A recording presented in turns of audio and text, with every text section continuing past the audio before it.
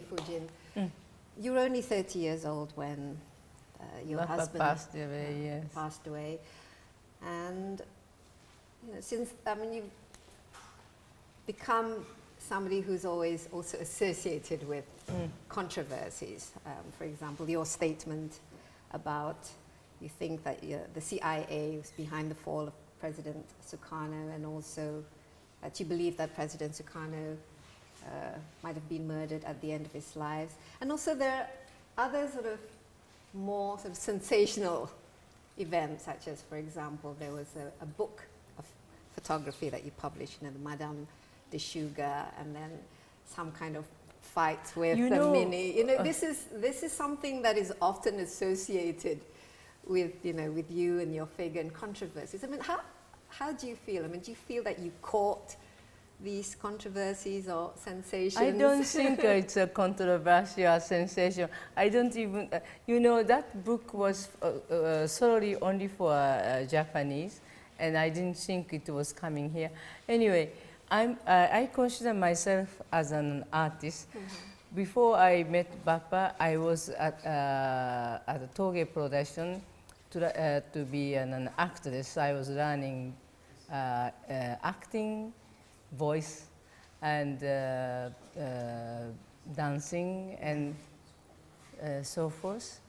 And then I was already playing a small part in Japanese television drama, and then also I was learning Japanese classic dance. And my first stage was at Mitsukoshi Theater. I can even show you. I was dancing Fuji Musume, classic Japanese dances. And then also I paint. I wanted to become a painter too, and an artist. I have 2 times received prize before I was married to President. And then, but you know, in Japan, the women artists, the price of the painting was very low compared to the men's artists. And so I didn't think that to become a painter isn't that good idea. But still, it was remaining as my hobby. I still paint. And I made a few years ago, I made a private collection. I mean, exhibition. And then in Paris, I was with all the social friends, but still I was doing a lot of activities on art. And then in Japan, I have been dancing classic dances. I've been dancing in the Kabuki theater. I have been creating a lot of painting and exhibiting and so forth. So I consider myself as an artist. And I wrote about 8 books. I published already 8 books. And then I think I have a lot of talents, creative talents, and I consider myself as an artist. So even that photograph book, it was a part of my artistic expression. Yes. That book, it was expressing women's life, women's feeling of sadness, the happiness, the anger, the jealousy, the envy. And then each photograph is taken from the Japanese novel. And so it is, each scene is a famous scene of the famous Japanese novel. So it is completely, I consider it is an art book. It's not a... So Madame de Sugar is your artistic expression. Yeah. It's an art book. But how did you feel when the book was banned in Indonesia and people? First of all, it should not be even burned. It should not be. It should. I don't think it was burned. It should not even publish here. It was published in Japan. Why should you bring it here? Why? It's not even burned because it was not supposed to be published here anyway. It was supposed to be published in Japan because the mentality is different, the culture is different, the custom is different. You know, completely. It's none of your business. You understand? It was for the Japanese audience. It is in our mentality. It is in our culture. It is in our tradition. It is in our circumstances. It is in our life, Japanese life. It has nothing to do with Indonesia. Nothing to do with the religious, you know. And then also, I wanted to be of myself, you know. But did you understand the feelings why perhaps Indonesians would feel slightly disturbed by the book? I mean, it was not distributed in Indonesia, but it's very easy, you know, for people to I have read not the books. given anybody any problems. My life depends on myself, and I am independent, and nobody helped me, nobody gave me any hand to survive, and I have survived myself without anybody's help, without any government help. And then I lived in abroad for 40 years, and then Indonesian government has not done anything for me, and I have not haven't any assistance from anybody, you know. It's my life is my own. Yeah, so it's nobody else's business. Exactly, yes. But you still keep the Indonesian, you know, nationality and your name. I mean, is there a significance to it? I mean, do you feel that, you know, there is a part of you that is Indonesian, or perhaps do you feel that you're actually, Naoko Nemoto? Being a carrying, I wanted to have, I don't want to live as a widow of late President Soekarno. It's too much burden for me. It was not easy life to keep and then to maintain as a widow of, if you become a widow when you are age of 60, it's very easy to keep your life as a widow of great men.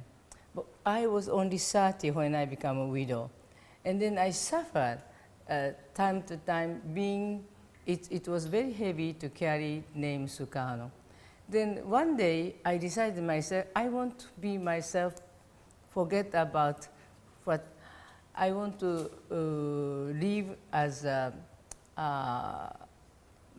myself, my life, and new of myself. Then I try to how do you call it? Transform. Yeah, transform. And then that was one of the thought that I published that book, because I would like to live as an artist, because that gives me more comfort and more comfortable.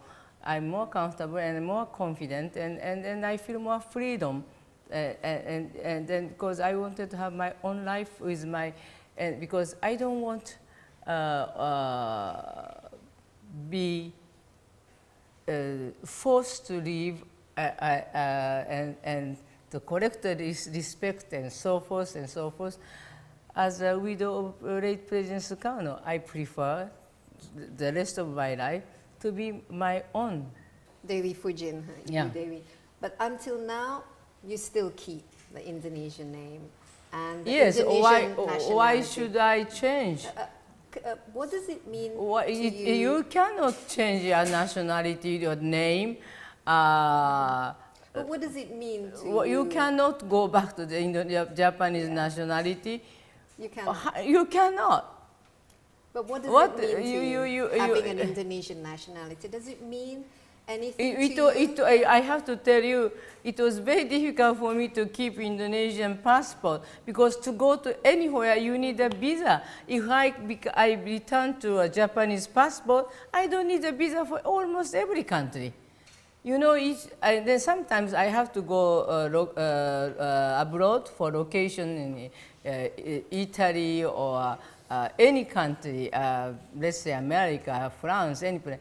You need a visa, and all my Japanese staff can go. I cannot go sometimes because you need 2 weeks for visa for Schengen, you know, and then it's very difficult to keep Indonesian passport, but I stick to the Indonesian passport. But if you had the choice... Because that is the only passport I could come back to Indonesia free. You know, that's the only way.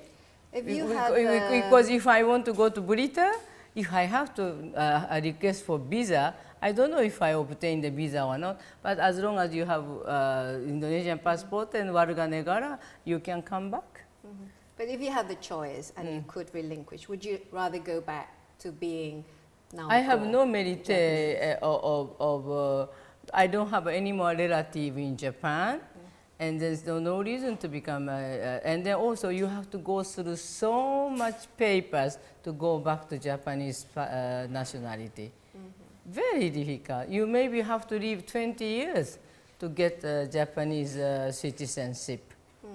You are completely treated like foreigners. I tried one time. So how was life for you in the 40 years after you lost your husband? I mean, I know you know, businesswoman, you were an artist, but you also socialité, and you moved, you know, you were in the States, you were in Europe. I tell you, what did you do? I have many people, you know, I feel a little bit sometimes strange when people say, oh, Dewi Soekarno is very lucky, she has beautiful clothes, expensive fur, jewelry, she traveled Monte Carlo, Paris, London, New York, like a jet set life, etc. I work 3 times more than anybody. I did the effort 3 times more than anybody. I studied 3 times more than anybody. And I slept only 1/3 of everybody. Even up to now.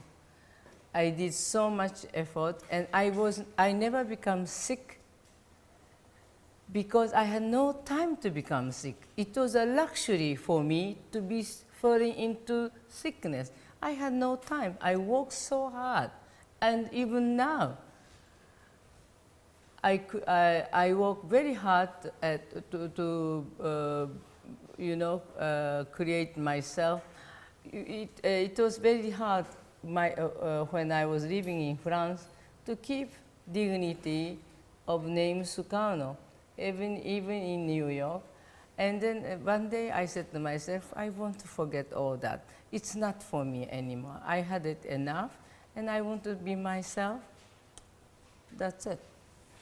And then my life with Bappa is already 56 years ago, you know, and Bappa died in 1970, so now is about 45 years. So, and then for me it was very important that I have my own new Devi, you know.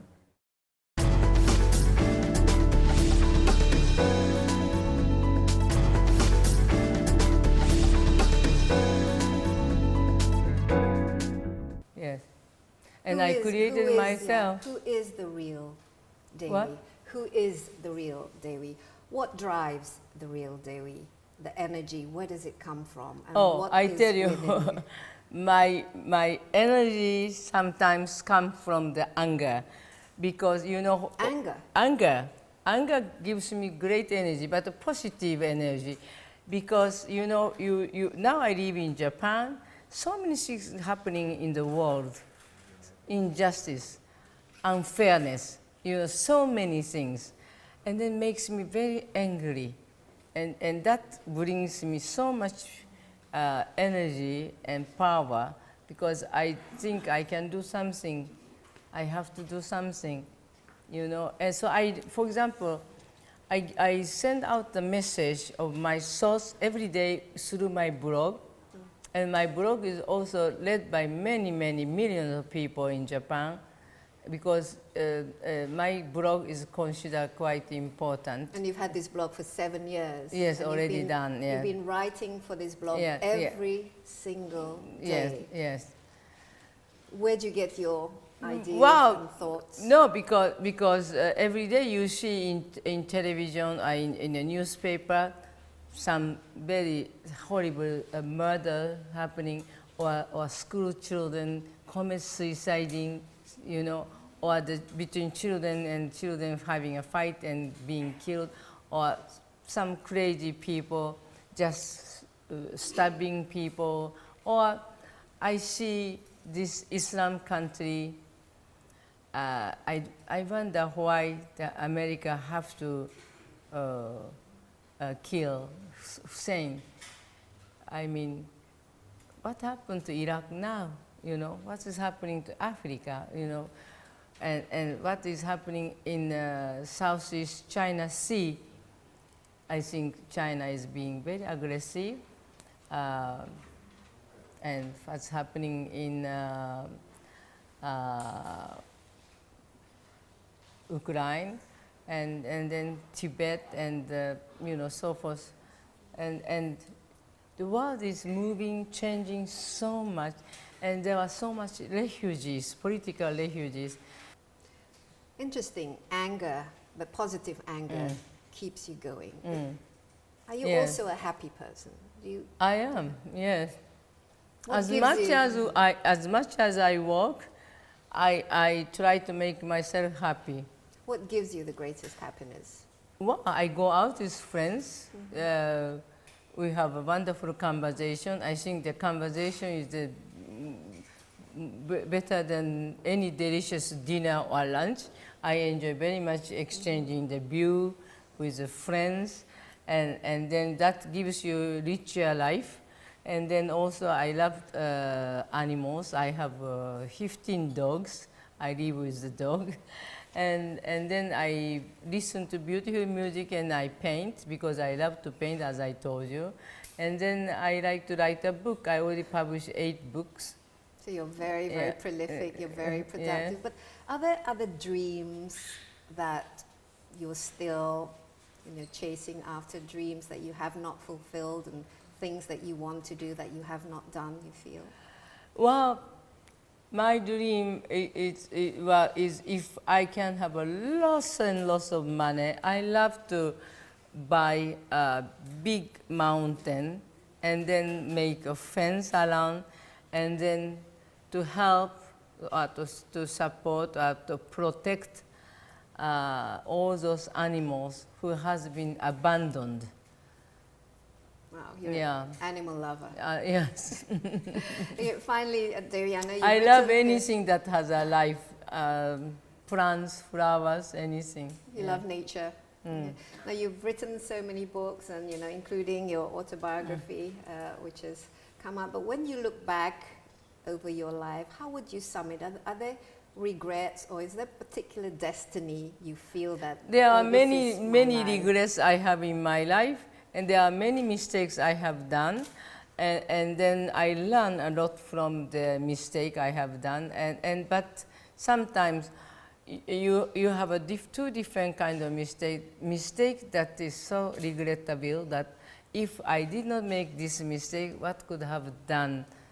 And then another mistake is when you are doing the mistake, you are the happiest time, when you are having a Give me happiest some time. examples of your mistakes that you've regretted. For example, when I came back here, when the Papa was dying, Colonel, that time he was already a general,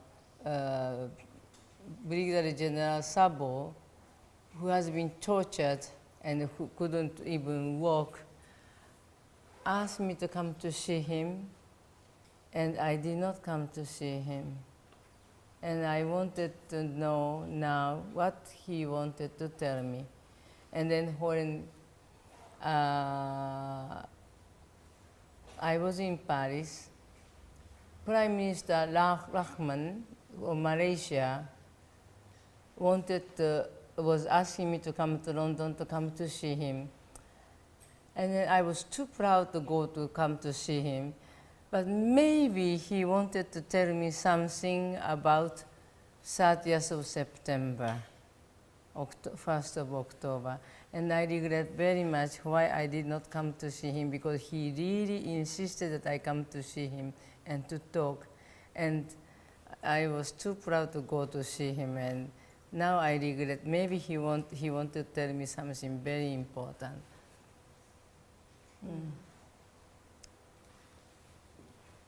But I went to see Colonel Latif in jail, and he gave me a very important information, which is in my book. One I was, was not courageous enough to see Colonel Sabu because I had some anger against him for something which was very small, and maybe it was a misunderstanding. I didn't come to see him, and I still regret very much. okay, let's end on a happier note. What was the happiest point in your life, the happiest moment in your life? Oh, when I knew that I was pregnant, because to born as a woman and become wife, and then to die without becoming a mother, I thought it was so sad.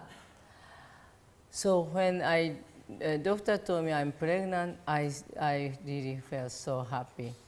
But if I did not have Karina, if I was going to die when he dies, because he made a last testimony saying that I should be buried in his grave.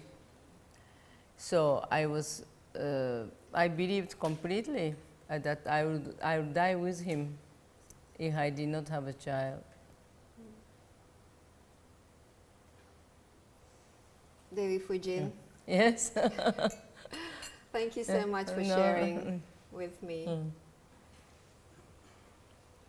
And I wish you the best of luck and many more books to come, many more projects ahead of you, and more jumping off planes, bungee jumping, riding on dolphins, and more circus acts. Well, that was challenging, but I like to challenge because now I'm 75 years old, and then I give encouragement to Japanese old ladies, that showing that what people think that is impossible to do, I made it. So that is encouragement to Japanese old people. Yeah. Okay, well. Having a spirit of challenging, I think is very important for keeping you young. Yes, Yeah. I think that is the secret to your youth, energy, and beauty, is having courage. Yeah. Okay, thank you very much.